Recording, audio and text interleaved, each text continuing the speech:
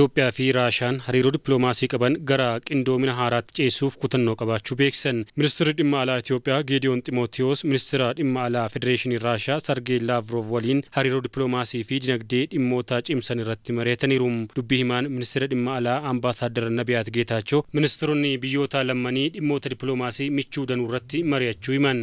Keessumaa alergii buna Itoophiyaa fi dhimma xaa'oo Raashaatii gara Itoophiyaa galuu irratti waliin hojjechuuf walii galuu ibsaniiru.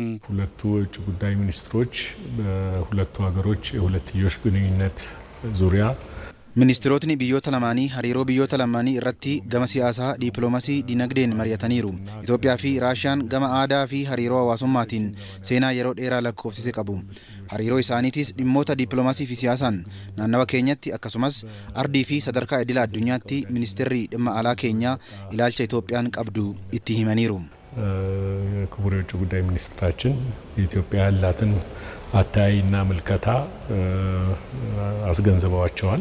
ገማ ዲፕሎማሲን ኢትዮጵያን ሚሴንሱማ ብሪክሲን ወልተጂወን ዳበተ ሞቱሞተ ገምቶመኒን አከስመስ ገምታ አፍሪካ ረቲ ሀሪሮ አላ ራሻ ወሊን ኡምቱ ረቲ በልናን መሪያቹ ይመኒሩም።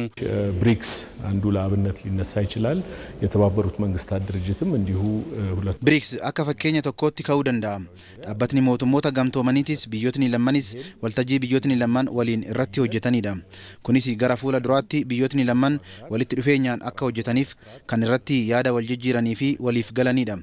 Damee dinagdeen ammoo carraalee hedduun akka jiran Itoophiyaan jijjiirama dinagdee hordofsiisatii jirtu waliin wal qabatee dureeyyootni Raashiyaa akka as dhufan ofis fayyaduun keessatti hirmaachuu akka qaban carraa kanaan hubachuun danda'ameera.